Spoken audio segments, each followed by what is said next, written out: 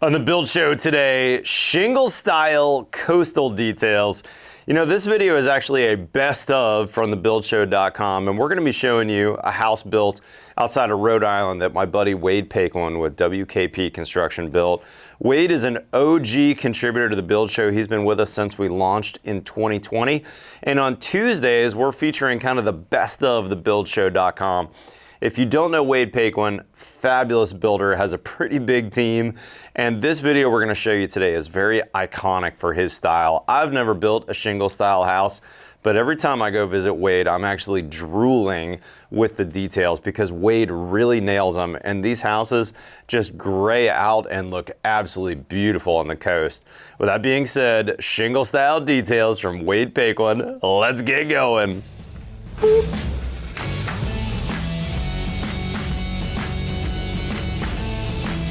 Personally, I'm very excited and honored to be part of the Build Show network. So the last time you were here, we just had our second floor deck on. You can see now our framing is complete. We're well underway with our roof shingles, sidewall shingles, window installation. Like I said earlier, we're roughing in the inside right now. Let's take a lap around the house and I'll show you what we've been working on. All of our roof and sidewall shingles is an Alaskan yellow cedar that's going to weather out really nicely, a nice gray. All of the trim is all red cedar. This comes primed and we'll be getting painted white. You can see some of the primer's been already applied. Our garage door has been installed. We've got our garage slab placed. We've got expansion joint around all three sides of that to handle any movement with that concrete. And a nice detail we like to do here is where the garage drop is, we add a piece of angle iron. So the garage door will actually close in front of this. Any wind-driven rain will keep any water from blowing underneath that garage door. Now a nice cool detail here by the architect is this flare that covers our stone veneer. So a nice little detail as far as an architectural detail, I should say, to cover the stone veneer. Now, this is a veneer. This is real stone. It's a Boston blend, so a lot of ledge and ashlar stone in here. We have set a piece of galvanized angle iron that's attached or bolted to the foundation. That acts as a shelf to bring the stone veneer right up to the underside of the flare out. So underneath here is actually a piece of PVC that we put under there just so there's not any wood that would rot out, because it's going to be pretty much next to impossible to replace that unless you're stripping the cedar shakes off. Looking up the sidewall here, you can see on the second floor we've also got a kick out there, or a flare on the shingles, and the underside of that is trimmed out nicely with a series and layers of cedar trim, and then that nice crown molding underneath the shingle. You can see the red copper behind that starter course in the shingle, and also red copper drip cap over the window here.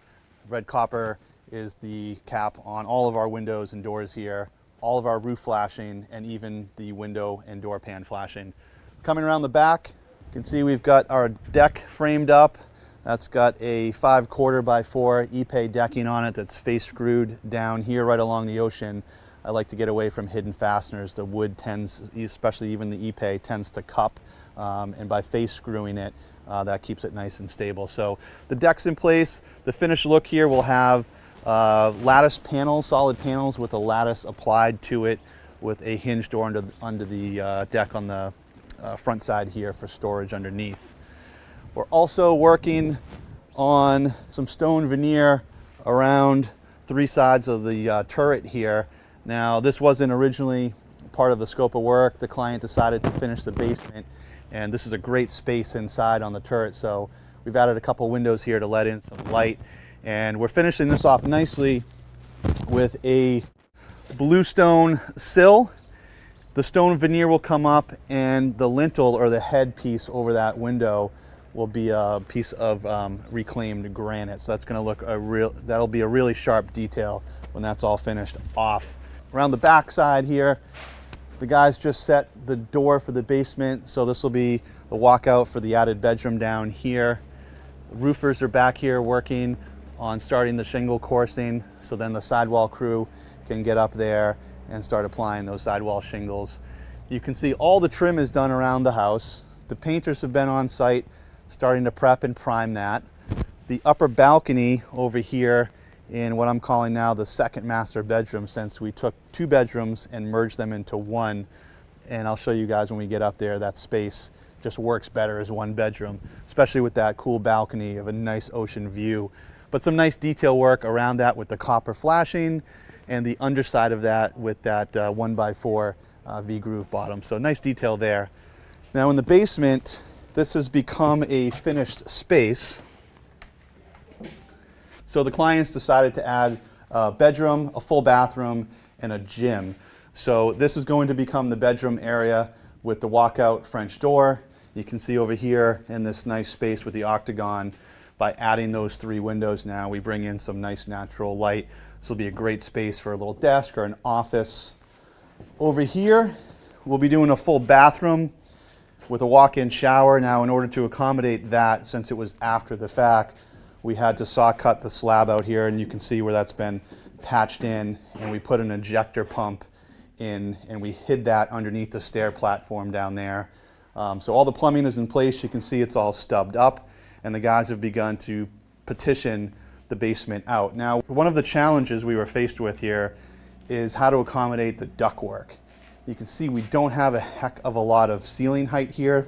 We didn't plan on finishing the basement, but now that that is something that's a reality, we had to get creative with the ductwork. So what we came up with was to create a knee wall to house the supply trunk that is 24 inches by 6 inches.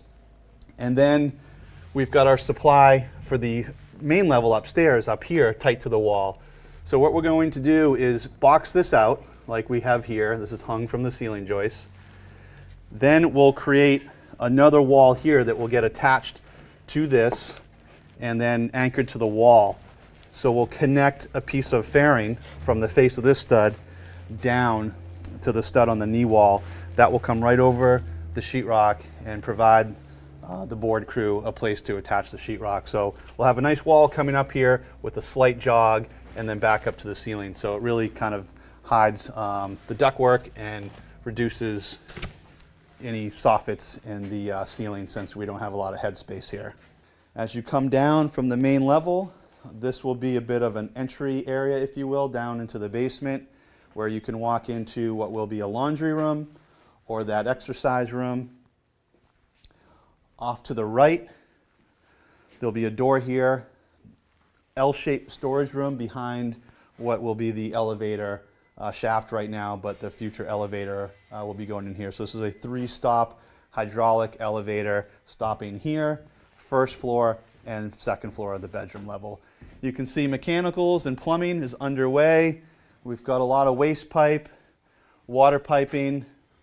These are all been tested, pressure tested, and been passed inspection. You can see we've got some 2-inch air duct here to again minimize soffits here in the basement, so we can supply warm and cool air to the first floor. Before we go upstairs, one other really cool detail here. If you guys remember on the last episode, before we had placed concrete here on the slab, we had sprayed 2 inches of closed cell insulation on the floor. So I like to do that because it's a nice monolithic pour. You get your vapor and moisture barrier out of that closed cell as well. Now that we're getting ready to petition the basement out and we've got a weather-tight envelope up above us, we've gone ahead and sprayed the closed cell foam up against the foundation wall. We'll build a wall in front of this, but here in the stairwell you can see we've already attached some pressure-treated lumber to the wall. We filled that with the spray foam and then shaved that nice and flat. So now the blue board can get attached to that, and we've got our insulation behind the blue board. But let's go upstairs and look at some more. All right, up here on the first floor, the main level, you can see more plumbing drops installed, the hot and cold water supply lines feeding the second floor bathrooms. Now this waste line right here will be hidden in a coffered ceiling, so we're going to continue that coffer right through the living space here, living room, dining room, and kitchen. Now you'll notice there's one window that we haven't installed yet. Unfortunately, that came slightly damaged from the manufacturer, so we're waiting for the replacement window.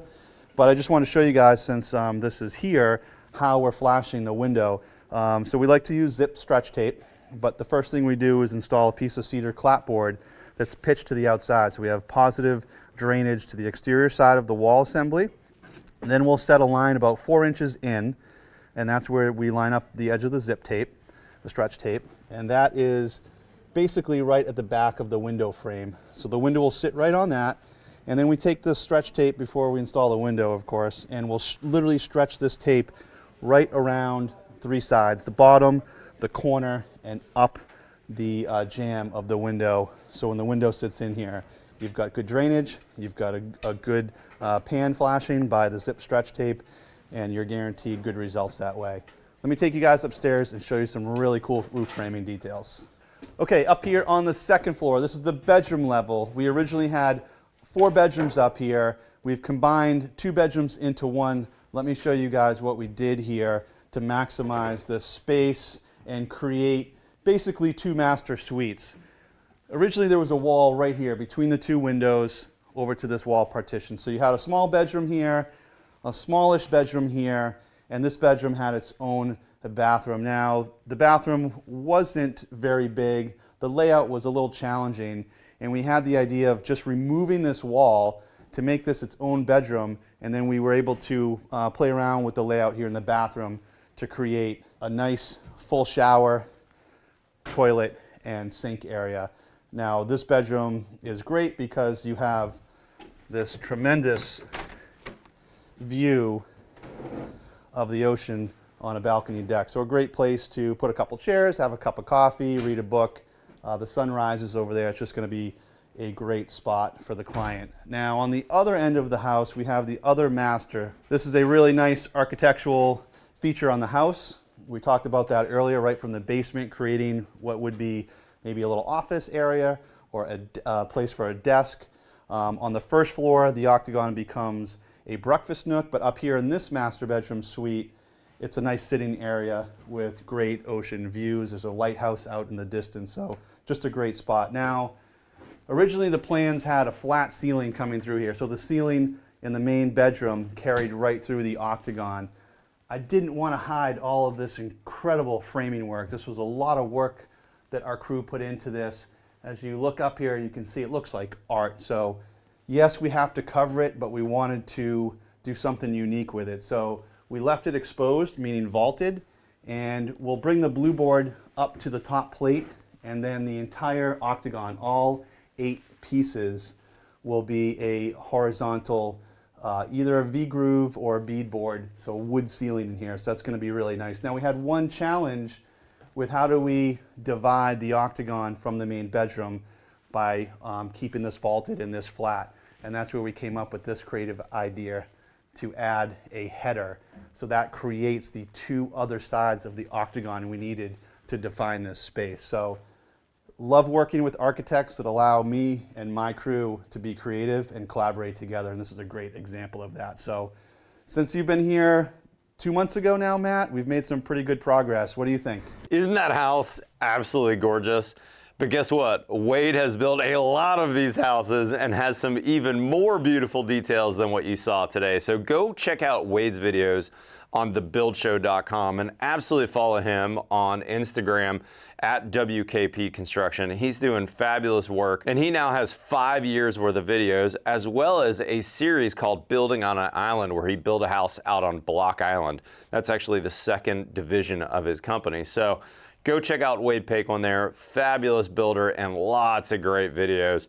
With that being said, guys, sign up in the link below for our newsletter. Every Tuesday and every Friday, my team will send you an email saying, here's the 10 new videos that are new this week on thebuildshow.com.